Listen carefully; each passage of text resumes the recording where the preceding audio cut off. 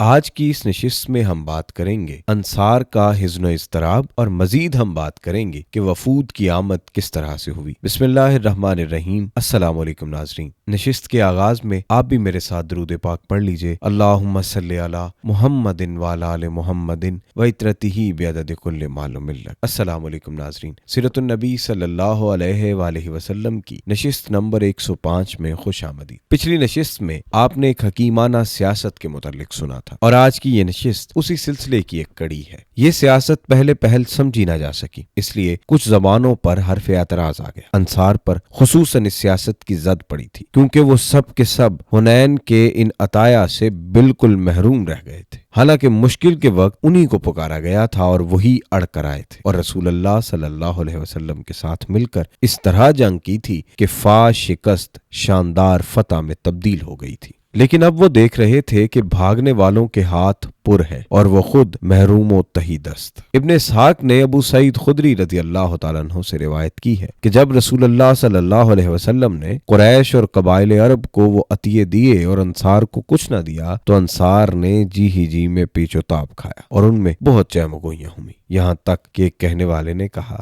خدا کی قسم رسول اللہ اپنی قوم سے جا ملے ہیں۔ اس کے بعد حضرت سعد بن عبادہ آپ کے پاس حاضر ہوئے اور عرض کیا، اے اللہ کے رسول، آپ نے اس حاصل شدہ مالفے میں جو کچھ کیا ہے اس پر انصار اپنے جی میں آپ پر پیچ و تاب کھا رہے ہیں۔ آپ نے اسے اپنی قوم میں تقسیم فرمایا، قبائل عرب کو بڑے بڑے عطیے دیے لیکن انصار کو کچھ نہ دیا۔ آپ نے فرمایا، اے سعد، اس بارے میں تمہارا کیا خیال ہے؟ انہوں نے کہا، یا رسول اللہ، میں بھی تو اپنی ہی قوم کا ایک آدمی ہوں۔ آپ صلی اللہ علیہ وسلم نے فرمایا، اچھا تو اپنی قوم کو اس چھولداری میں جمع کرو۔ سعد نے نکل کر انصار کو اس چھولداری میں جمع کیا۔ کچھ مہاجرین بھی آ گئے تو انہیں داخل ہونے دیا، پھر کچھ دوسرے لوگ بھی آ گئے تو انہیں واپس کر دیا۔ جب سب لوگ جمع ہو گئے تو حضرت سعد نے رسول اللہ صلی اللہ علیہ وسلم کی خدمت میں حاضر ہو کر عرض کیا کہ قبیلہ انصار آپ کے لیے جمع ہو گیا ہے۔ رسول اللہ ان کے پاس تشریف لائے، اللہ کی حمد و ثنا کے بعد فرمایا، انصار کے لوگوں، تمہاری یہ کیا چہمگوئی ہے جو میرے علم میں آئی ہے، اور یہ کیا ناراضگی ہے جو جی میں تم نے مجھ پر محسوس کی ہے؟ کیا ایسا نہیں کہ میں تمہارے پاس اس حالت میں آیا کہ تم گمراہ تھے، اللہ نے تمہیں ہدایت دی، اور محتاج تھے، اللہ نے تمہیں غنی بنایا، اور باہم دشمن تھے، اللہ نے تمہارے دل جوڑ دیے؟ لوگوں نے کہا، کیوں نہیں، اللہ اور اس کے رسول کا بڑا فضل و کرم ہے۔ اس کے بعد آپ نے فرمایا، انصار کے لوگوں، مجھے جواب کیوں نہیں دیتے؟ انصار نے عرض کیا، یا رسول اللہ، بھلا ہم آپ کو کیا جواب دیں؟ اللہ اور اس کے رسول کا فضل و کرم ہے۔ آپ نے فرمایا، دیکھو، خدا کی قسم، اگر تم چاہو تو کہہ سکتے ہو اور سچ ہی کہو گے، اور تمہاری بات سچ ہی مانی جائے گی کہ آپ ہمارے پاس اس حالت میں آئے کہ آپ کو جھٹلایا گیا تھا، ہم نے آپ کی تصدیق کی، آپ کو بے یار و مددگار چھوڑا گیا تھا، ہم نے آپ کی مدد کی، آپ کو دھتکارا گیا تھا، ہم نے آپ کو ٹھکانہ دیا، آپ محتاج تھے، ہم نے آپ کی غمخواری و غمگساری کی۔ اے انصار کے لوگوں، تم اپنے جی میں دنیا کی سارزی دولت کے لیے ناراض ہو گئے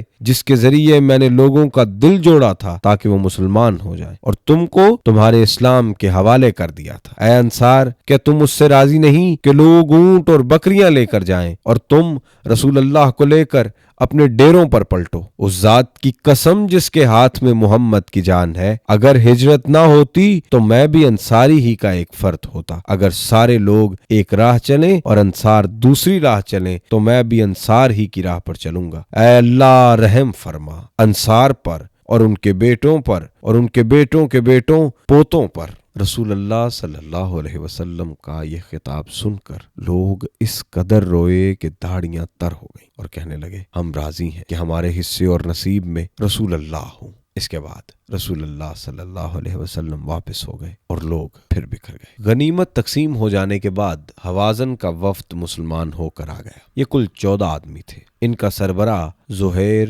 بن سرو تھا، اور ان میں رسول اللہ کا رضائی چچا ابو برقان بھی تھا۔ وفد نے سوال کیا کہ آپ مہربانی کر کے قیدی اور مال واپس کر دیں، اور اس انداز کی بات کی کہ دل پسیج جائے۔ آپ نے فرمایا، میرے ساتھ جو لوگ ہیں انہیں دیکھ ہی رہے ہو، اور مجھے سچ بات زیادہ پسند ہے، اس لیے بتاؤ کہ تمہیں اپنے بال بچے زیادہ محبوب ہیں یا مال؟ انہوں نے کہا ہمارے نزدیک خاندانی شرف کے برابر کوئی چیز نہیں۔ آپ نے فرمایا اچھا تو جب میں ظہر کی نماز پڑھ لوں تو تم لوگ اٹھ کر کہنا کہ ہم رسول اللہ کو مومنین کی جانب سفارشی بناتے ہیں، کیا آپ ہمارے قیدی ہمیں واپس کر دیں؟ اس کے بعد جب آپ نماز سے فارغ ہوئے تو ان لوگوں نے یہی کیا۔ جواباً آپ صلی اللہ علیہ وسلم نے فرمایا جہاں تک اس حصے کا تعلق ہے جو میرا ہے اور بنی عبد المطلب کا ہے تو وہ تمہارے لیے ہے، اور میں ابھی لوگوں سے پوچھ لیتا ہوں۔ اس پر انصار اور مہاجرین نے اٹھ کر کہا جو کچھ ہمارا ہے وہ سب بھی رسول اللہ کے لیے ہے۔ اس کے بعد اقرع بن حابس نے کہا لیکن جو کچھ میرا اور بنو تمیم کا ہے وہ آپ کے لیے نہیں، اور عیینہ بن حسن نے کہا جو کچھ میرا اور بنو فزارہ کا ہے وہ بھی آپ کے لیے نہیں ہے، اور عباس بن مرواس نے کہا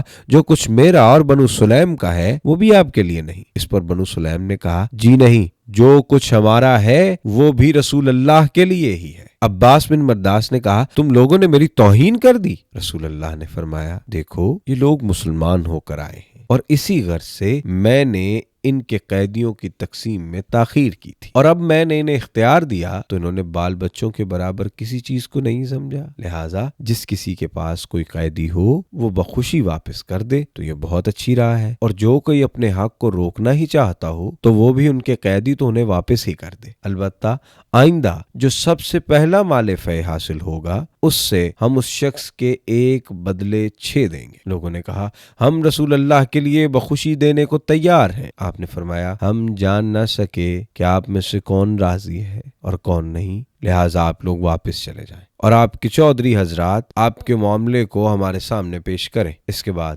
سارے لوگوں نے ان کے بال بچے واپس کر دیے، صرف عیینہ بن حسن رہ گیا جس کے حصے میں ایک بڑھیا آئی تھی، اس نے واپس کرنے سے انکار کر دیا، لیکن آخر میں اس نے بھی واپس کر دی۔ رسول اللہ صلی اللہ علیہ وسلم نے سارے قیدیوں کو ایک ایک قبطی چادر عطا فرما کر واپس کر دیا۔ ناظرین آج کی اس نشست سے فی الحال اتنا ہی۔ اپنے میزبان سید ابرار ابوالحسن کو اجازت دیجیے۔ اللہ حافظ و ناصر۔